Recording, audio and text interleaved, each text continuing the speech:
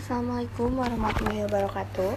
Di video kali ini saya akan mempresentasikan tentang topologi jaringan yang sudah saya rancang, mulai dari perangkat yang digunakan, layanan yang berjalan, dan bagaimana alur klien bisa terhubung ke dalam internet.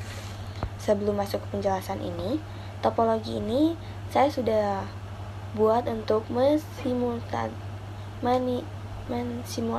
jaringan di sebuah perusahaan di mana terdapat pembagian jaringan manajemen, perangkat, serta akses internet baik melalui kabel maupun wireless.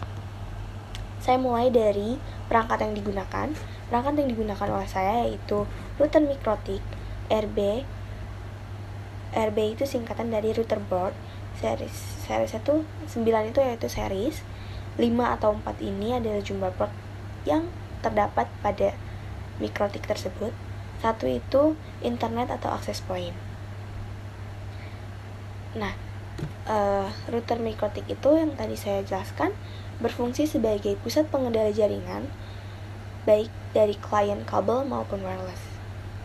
Dan router juga berfungsi sebagai DHCP server, internet gateway, dan mengatur routing. Perangkat yang kedua yaitu switch manageable. Nah, di sini saya menggunakan series CSS 326 24G 22S plus RM. Switch ini digunakan untuk menghubungkan banyak klien dalam satu jaringan. Karena switch manageable ini kita bisa mengatur VLAN, yaitu membagi jaringan menjadi beberapa bagian yang terpisah dan secara logis. Kemudian untuk media transmisi kita menggunakan yaitu kabel UTV. Nah, kabel yang seperti ini saya biasanya menggunakan RJ45 yang berupa CAT 5E atau CAT 6 atau CAT 7. Kabel ini digunakan untuk menghubungkan perangkat seperti router ke switch dan switch ke klien. Selain jaringan kabel, topologi ini juga terdapat WLAN atau wireless LAN yang memungkinkan perangkat seperti laptop dan smartphone terhubung tanpa kabel melalui Wi-Fi dari router Mikrotik. Nah, sini saya masuk ke layanan yang digunakan dalam jaringan ini. Pertama, di sini saya menggunakan internet gateway ini. Saya menggunakan IP 172.16.12.220/24. Ini adalah jalur utama untuk keluar masuknya data ke internet.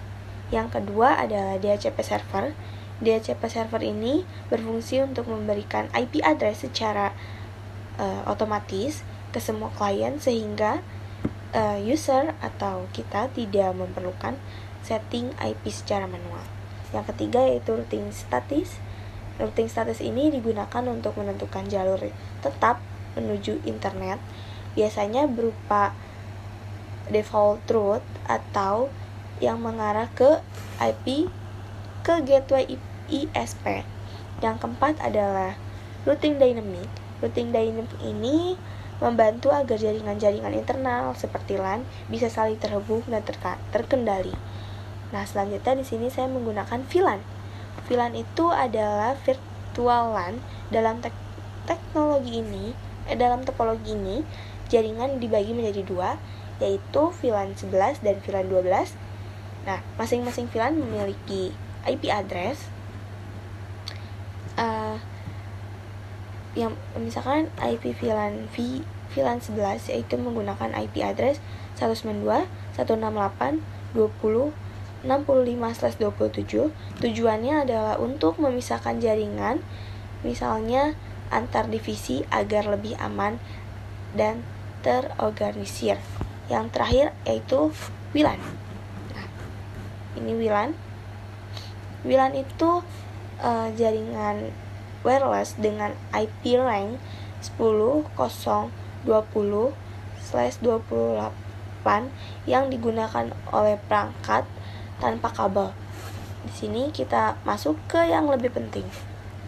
Pertama yang saya akan bahas yaitu bahas klien menggunakan kabel LAN.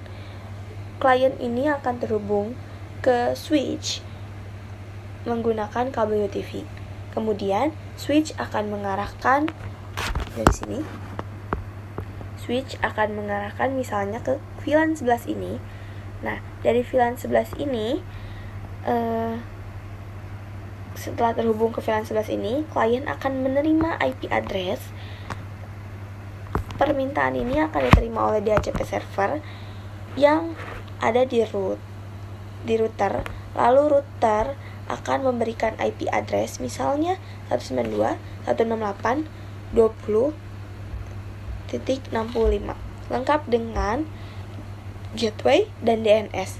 Ketika klien ingin mengakses internet, misalnya membuka Google, maka data akan dikirimkan dari klien ke gateway, yaitu dari router. Dari router ini akan langsung ngirim ke internet gateway sini. Nah, dari situ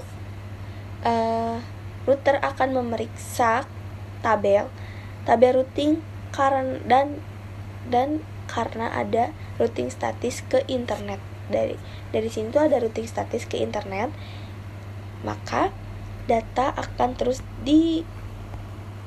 diteruskan terus ke internet. Misalkan dari VLAN sini dia kan bisa dapat internet, dan dari sini dia langsung ke atas sampai akhirnya ke sini. Nanti dia balik lagi ke sini. Nah, sebelum keluar router akan melakukan NAT atau Network Address Translator, yaitu mengubah IP lokal menjadi IP publik agar bisa dikenali oleh internet. Setelah itu, data yang keluar tadi akan menerima balasan. Data akan dikembalikan ke router, lalu akan diteruskan lagi ke klien melalui switch. Sekarang untuk klien wireless atau WLAN, klien seperti smartphone dan laptop akan terhubung ke Wi-Fi yang disediakan oleh router mikrotik. Nah, ini router mikrotik yang tadi saya sudah jelaskan. Nah, setelah terhubung, klien juga akan mendapatkan IP address secara otomatis dari DHCP server. Misalnya 192 yang WLAN ini 10.0.20.129. Ketika klien mengakses internet, alurnya akan lebih sederhana karena langsung terhubung ke router.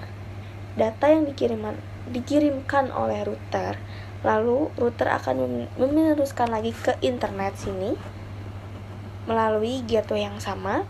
Router akan melakukan NAT sehingga klien WLAN bisa mengakses internet seperti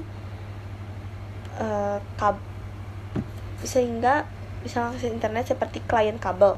Jadi meskipun jalur yang berbeda, baik klien VLAN maupun WLAN tetap menggunakan router yang sama sebagai akses internet. Nah, dari sini saya bisa simpulkan bahwa router memiliki peran yang sangat penting dalam jaringan ini karena semua layanan utama ada di router. Selain itu, penggunaan VLAN membantu dalam pembagian jaringan agar lebih rapi, sedangkan WLAN memberikan fleksibel untuk perangkat tanpa kabel. Dengan desain seperti ini, jaringan menjadi lebih terstruktur, mudah dikembangkan, dan efisien untuk digunakan di lingkungan perusahaan. Sekian penjelasan dari saya. Semoga bisa dipahami dari apa yang saya telah bicarakan tadi. Sekian dari saya. Wassalamualaikum warahmatullahi wabarakatuh.